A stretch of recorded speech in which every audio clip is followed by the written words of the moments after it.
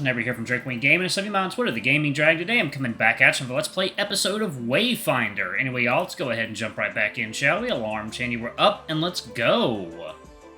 Okay, there we go, yep.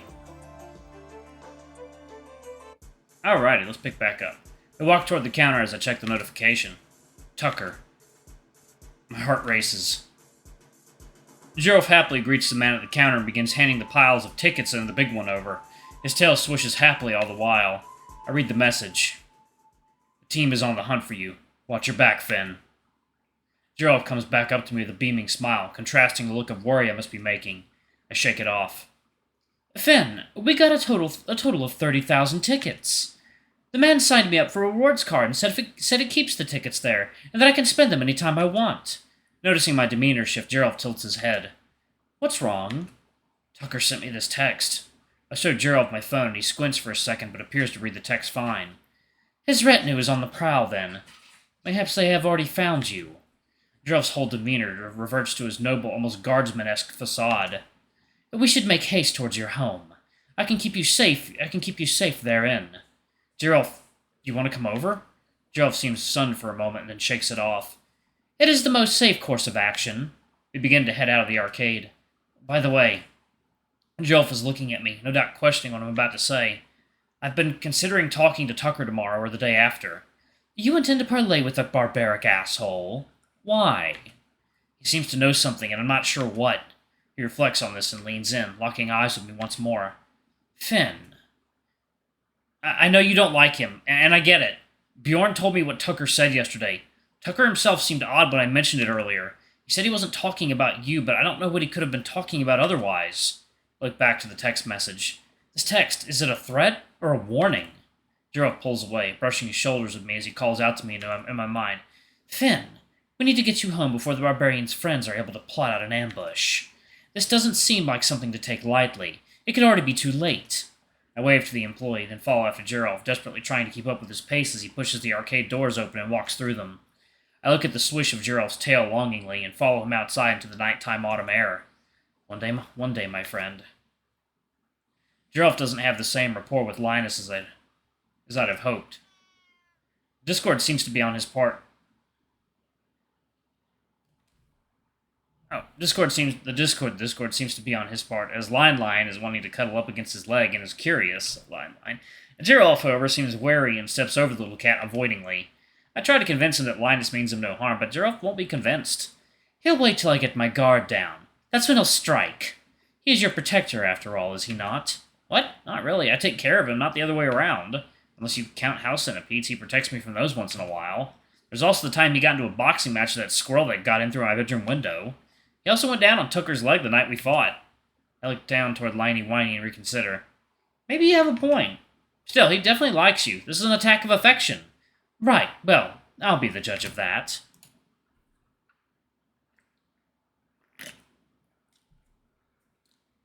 Geirolf lowers his guard and immediately dives as Liney tears into him. No, not quite. Let me plug my phone in, y'all.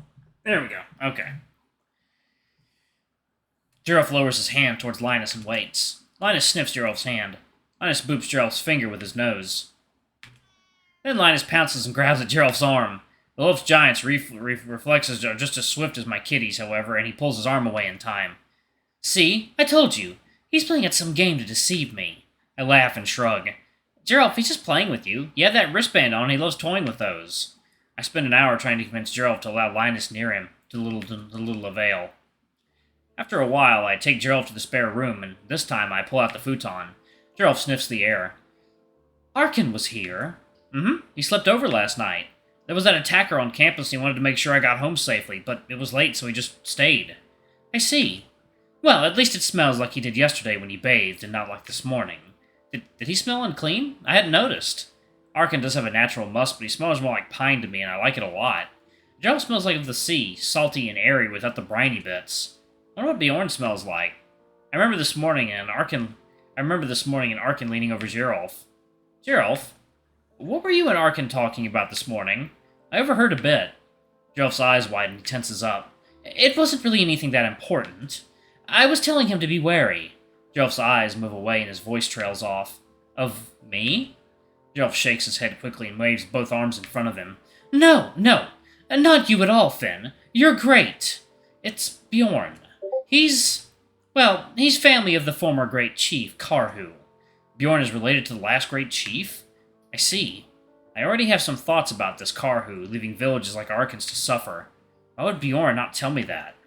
As I'm pondering this, Geirolf removes his outer layer. Anyway, thank you for the hospitality, Fynn. Hopefully one day I can show you the same. I smile and bow a bit. Of course. Thank you for hanging out with me today. It was fun. Thank you also for staying the night. Tucker is definitely gutsy enough to show up here if the note I found on my window frame earlier is any indication. Geirolf nods and stretches. Of course, Fynn. Please let me know if you need me. I sleep light. I laugh and nod, returning to my room. I can't sleep, though. Lying there for an hour, I turn onto my back and look up at the ceiling. Thinking about it is all too much. More than that, Linus is nowhere to be seen. He usually cuddles up to me, and that helps me when I can't sleep sometimes. I get out of bed and walk into the kitchen, grabbing a glass of water. Linus's food and water are good, and I take a pack of treats out from the cabinet and put a few in his dish. He doesn't come running. Linus! Where'd you go, you little stinker?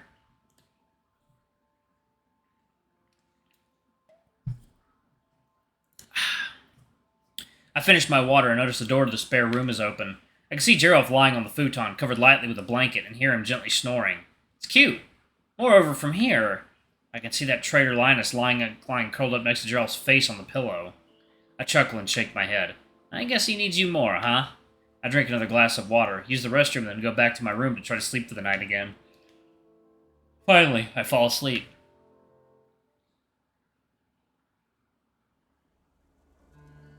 I know you want to know more about her, kid. Oh, I love that music. That's what this whole trip is about. I'm taking you to meet someone special. The teenage boy sulked in the passenger seat of his father's car, arms crossed and pouting.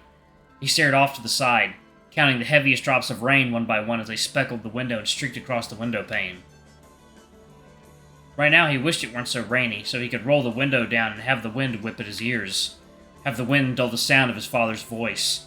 The boy sighed. The two were on their way back from a camping trip in the Poconos, which the boy's father had given practically no warning of. They'd been traveling up the winding roads when the boy asked about his father's reason for going camping in the first place. He regretted asking, not that it would have changed much. Now, here they were, on their way to meet one of his dad's old friends. The teenager's eyes now focused on the treetops, which had begun to slowly lower the further the car drove. The trees guided his vision down more and more as they went, until finally coming to a small lake in a clearing. Forgetting about what he and his father had been discussing, the boy sat up in his seat, smiling. He'd spotted a way out of talking with his father about his mother again for just a little bit. Hey, what about that? He pointed at the small pond and the deer stopping for a drink on the other side. An opportunity. That's perfect! Let me just pull over. The car was carefully parked in a small clearing just off the road. The boy put on his rain poncho, stepped out of the car, and started down the gentle slope, past the edge of the trees and towards the water. He moved a hand over his forehead to push his medium-length blonde hair out of his pale green eyes and started to breathe slowly, whispering, Dad, I'm going to take the shot. The boy's father smiled and nodded to his son, who slowly moved forward to the edge of the water, readying to take aim. As the teen raised the sight just under his eye steadily, a bead of sweat trickled down his forehead. This could be his best one yet. This was as close as he was going to get. He didn't want to make any sudden movements. He stared into the scope, positioned the crosshair to the neck of the deer, and took the shot. Nice!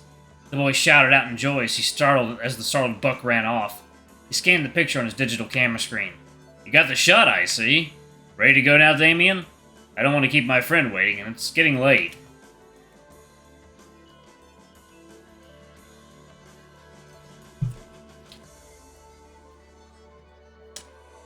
Dame smiled at how easy this had been dragged out.